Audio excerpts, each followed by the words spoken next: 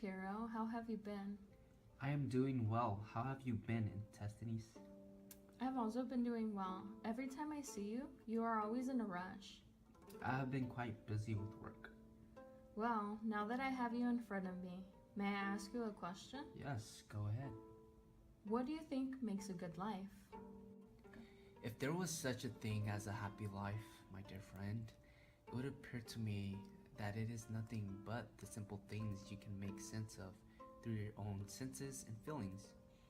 I say then that the state of equanimity is a happy life. To explain this, let me just say that people want and desire to acquire what they don't have and to pursue the things that they think will make them happy.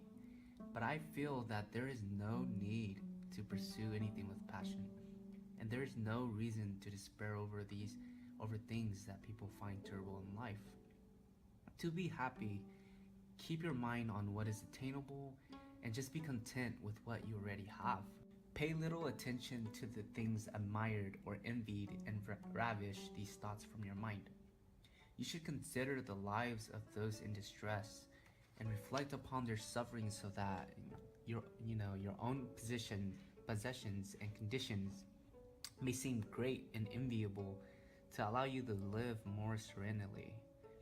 And by ceasing to desire more, you cease to suffer in your soul. As the old saying goes, I was upset about my lack of shoes until I met a man with no feet. If you were to ask my pupil Timon what I taught him about the happy life, he would ask you 3 questions. First, how are things by nature? Secondly, what attitude should we adopt towards them? Thirdly, what will be the outcome of those who have such an attitude? Basically, things are equally indifferent, unmeasurable, and arbitrable. And for this reason, neither our sensations nor our opinions tells us truths or falsehood. Therefore, for this specific reason, we should not put our trust in them one bit, but should be unopinionated, uncommitted, and unwavering, saying concerning each individual things that it is no more is than it is not, and both is and is not, or neither is nor is not. Those who actually adopt this attitude will first be speechless and then find freedom from disturbance and hence thereafter pleasure.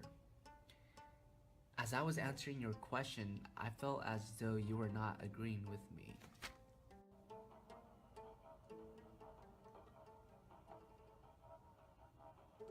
Hey Antisthenes, your friend is running towards you. Yes, Pyrrho, you are correct. That is my friend. So tell me, what do you think makes a good life?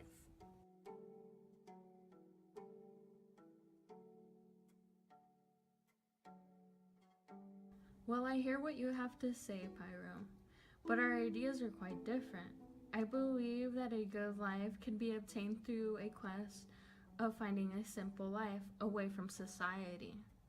People should find a way to get out of the city life and back into nature. Once in nature, a person that is attempting to find a good life should start to let go of things that tie him down.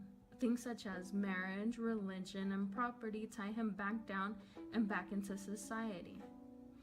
A person can truly be happy if they find a way to only satisfy their natural needs through nature. That is, the needs that we are born with, not the needs that society makes us believe that we need.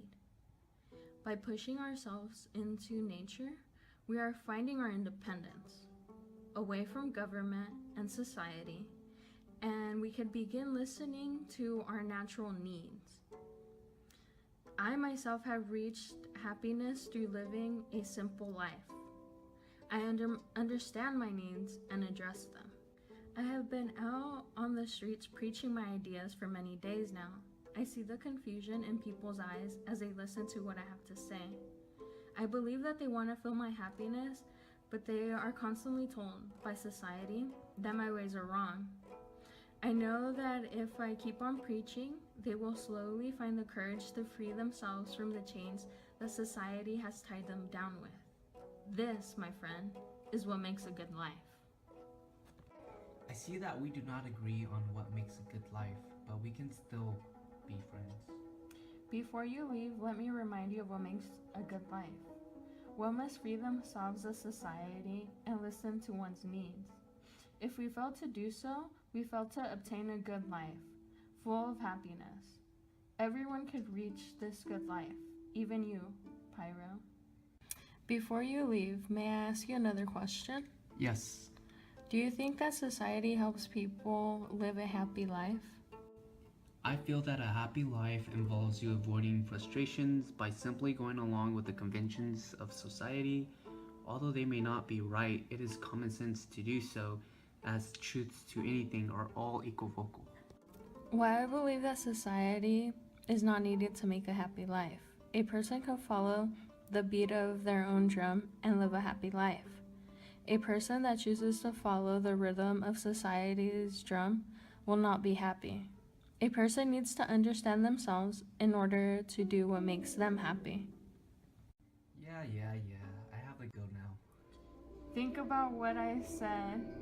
You know where to find me if you change your mind.